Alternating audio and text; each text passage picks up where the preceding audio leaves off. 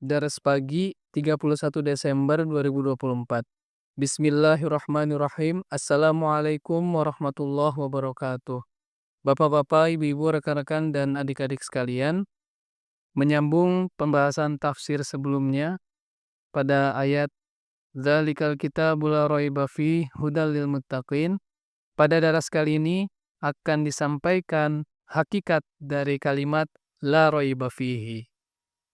Kata la dalam kalimat la raiba fihi disebut sebagai la nafiyah lil jins atau huruf lam yang berfungsi meniadakan keberadaan semua jenis kata benda setelahnya dan berfungsi sama seperti kata inna yang menasabkan atau membuat fathah isim mubtada atau subjek kalimatnya.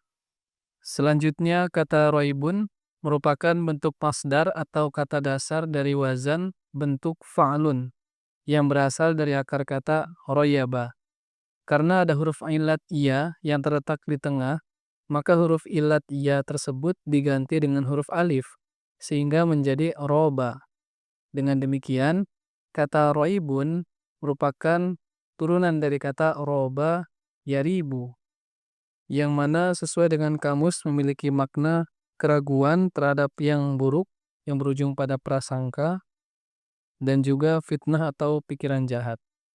Isim roiba pada ayat ini merupakan isim mubtada atau subjek dari kata la nafiyah lil jins yang dimaftuhkan atau dinasobkan karena la nafiyah lil jins ini seperti sudah disebutkan sebelumnya bekerja sama seperti kata inna, yaitu menasobkan isim mubtada atau membuat subjek kalimat roibun menjadi maftuh. Selanjutnya, kata fihi merupakan khobar atau predikat dari kata isim mubtada atau subjek sebelumnya, yaitu kata roiba. Isim khobar fihi terdiri dari huruf jar fi dan isim dhamir nasab atau objek hi yang berasal dari dhamir rafa atau subjek huwa. Kata fihi adalah jar wa majrur yang merupakan muta'allaq dari dhamir huwa yang mustatir yang tersembunyi dari khobar la. Sehingga arti kalimat la raiba fihi adalah tidak ada sama sekali keraguan terhadap yang buruk yang berujung pada prasangka di dalamnya, di dalam kitab yang sempurna ini, yaitu Al-Quran.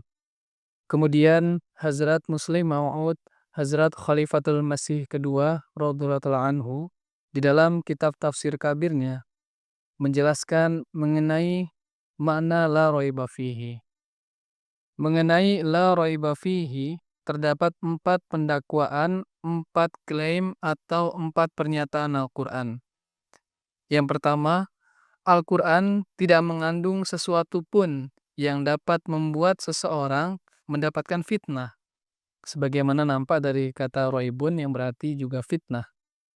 Al-Quran tidak merebut hak siapapun dan tidak pula mencemari nama baik siapapun, termasuk Allah Subhanahu wa Ta'ala, para nabi dan rasulnya, para malaikatnya, kitab-kitab suci terdahulu, dan lain-lain. Ya.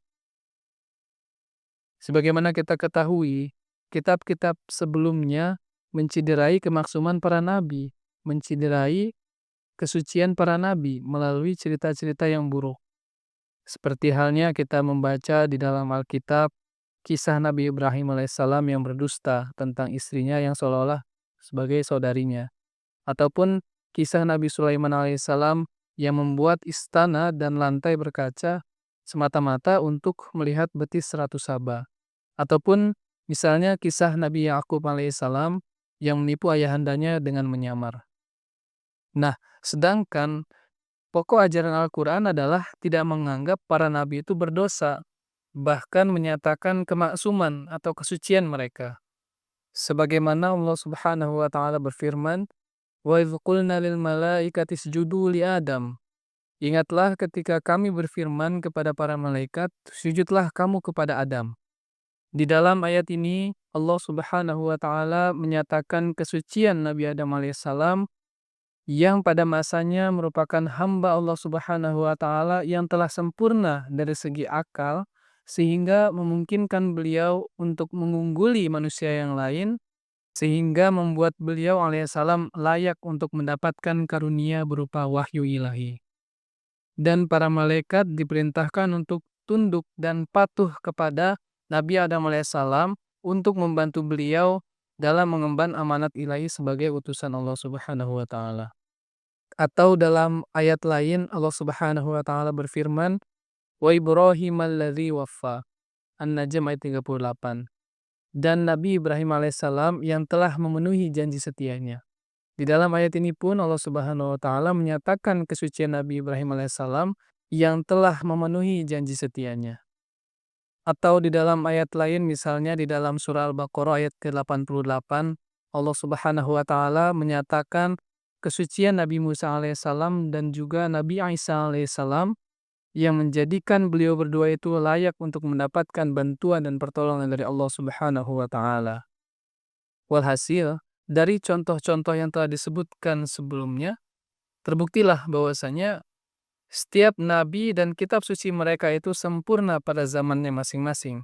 Sedangkan kitab suci Al-Quran adalah kitab yang sempurna sepanjang zaman. Begitu pula Al-Quran menghilangkan tuduhan-tuduhan yang dilontarkan oleh orang-orang kafir atau para kritikus, seperti halnya kisah Nabi Isa alaihissalam di dalam ajaran Islam. Sebagaimana kita memahami dari firman Allah Subhanahu wa taala di dalam Al-Quran dan juga sabda-sabda junjungan kita Nabi besar Muhammad Rasulullah Shallallahu alaihi wasallam di dalam hadis-hadis bahwa Nabi Isa alaihissalam tidak benar-benar disalib. Beliau alaihissalam tidak dipatahkan tulang-tulangnya dan dikeluarkan sumsumnya, sebagaimana nampak dari arti kata solaba di dalam Kamus Al-Munjid fil Lughah wal Adab wal Ulum, yaitu solabal aidhama istakhraja wadkaha. Ia mematahkan tulang-tulang dan mengeluarkan sumsumnya. Jadi, Nabi Isa alaihissalam tidak benar-benar disalib. Tidak sama seperti dua orang penyamun yang ada di samping kanan dan kiri beliau alaihissalam, yang dipatahkan tulang belulangnya dan dikeluarkan sumsumnya. Dan juga Nabi Isa alaihissalam tidak wafat di atas tiang salib.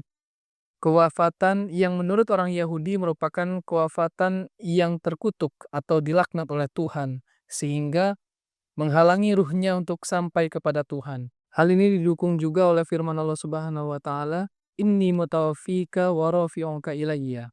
Bahwa Nabi Isa alaihissalam itu wafat dalam keadaan biasa dalam usia 120 tahun sesuai dengan hadis Rasulullah SAW, dan fakta sejarah menunjukkan bahwa beliau alaihissalam dikuburkan di Srinagar, Kashmir.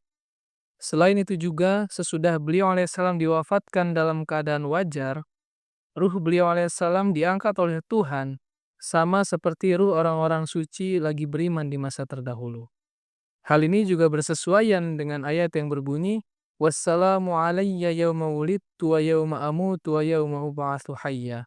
Bahwasanya Nabi Isa alaihissalam menyatakan, salam sejahtera pada hari di mana aku dilahirkan, dan hari di mana aku diwafatkan, dan hari di mana aku dibangkitkan hidup kembali. Al-Quran Surah Maryam ayat ke-34. Kemudian Huzur menyampaikan mengenai klaim kedua Al-Quran mengenai la raiba fihi, yaitu tidak ada suatu keraguan pun di dalam penjagaan Al-Quran. Artinya, tidak akan ada lagi kitab yang turun setelah Al-Quran. Dan Al-Quran ini merupakan kitab petunjuk terakhir bagi umat manusia di seluruh dunia. Karena apa? Karena Al-Quran adalah kitab yang sempurna, serta di dalamnya terdapat sarana-sarana untuk menyempurnakan dan memenuhi segala kebutuhan manusia. Ya. Jadi Al-Quran ini akan senantiasa terjaga sepanjang zaman, dan juga di dalamnya tidak akan dijumpai suatu perubahan di dalam firman-firman Allah Subhanahu wa taala.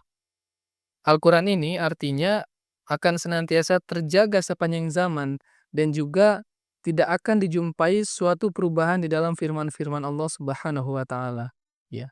Atau dalam artian lain, Al-Quran ini akan senantiasa tetap lestari sejak zaman bihari hingga akhir zaman nanti. Selanjutnya, klaim ketiga Al-Quran mengenai la raiba fihi adalah Al-Quran tidak hanya mengandung segala keelokan dan kebagusan, tetapi juga Al-Quran bersih dari semua kekurangan.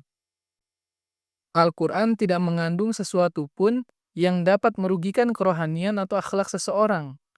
Begitu juga dari segi duniawi. Sebagaimana Allah Subhanahu wa taala berfirman, "Ma anzalna 'alaikal Qur'ana litashqa." Toha ayat ketiga. Bahwa Allah Subhanahu wa taala tidak menurunkan Al-Quran supaya kita menjadi susah. Selain itu juga, tidak ada sesuatu pun di dalam Al-Quran yang bertentangan dengan fitrat manusia, dan juga tidak ada sesuatu pun yang apabila dilaksanakan dapat mendatangkan kesusahan bagi umat manusia. Selanjutnya, klaim keempat Al-Quran mengenai la raiba fihi adalah tidak ada suatu perkara agama yang tidak diterangkan di dalam Al-Quran, termasuk di dalamnya seluruh perkara penting seperti perkara itikat, amalan, akhlak, ekonomi, sosial, dan lain sebagainya. Sehingga di dalam hadis diterangkan mengenai kekaguman pemeluk agama lain terhadap Al-Quran, bahwa seorang Yahudi diriwayatkan pernah berkata kepada Hazrat Umar radhiyallahu anhu, apabila ayat yang berbunyi Al-yawma akmaltu lakum dinakum wa atmamtu alaikum ni'mati wa raditu lakumul Islam dinan diturunkan kepada mereka, niscaya hari turunnya ayat itu akan mereka jadikan sebagai hari raya bagi mereka. Hadis riwayat Tirmizi. Jadi, bapak-bapak, ibu-ibu, rekan-rekan, dan adik-adik sekalian, kesimpulan yang bisa kita ambil dari makna la raiba fihi ini adalah Al-Quran menyatakan kebenaran para wujud suci yang diutus oleh Allah Subhanahu wa taala di zaman terdahulu dan menjauhkan tuduhan-tuduhan segala perkara penting yang terdapat di dalam agama. Kemudian, segala sesuatu yang terkandung di dalam Al-Quran ini dijelaskan dengan dalil-dalil dan bukti-bukti yang jelas. Dan juga, kalam Al-Quran ini akan senantiasa terjaga dari zaman bihari hingga akhir zaman nanti. Kemudian juga, tidak ada satupun perintah yang terkandung di dalam Al-Quran yang menyulitkan dan merugikan umat manusia. Ya. Dan yang terakhir adalah, seluruh perkara penting itu dijelaskan di dalam Al-Quran. Dan tidak ada satupun persoalan yang tidak diberikan solusinya secara sempurna, baik itu urusan agama, akhlak, kebudayaan, ekonomi, politik, sosial, dan lain sebagainya. Demikian daras pagi kali ini. Insyaallah ta'ala akan dilanjutkan besok. Wassalamualaikum warahmatullahi wabarakatuh.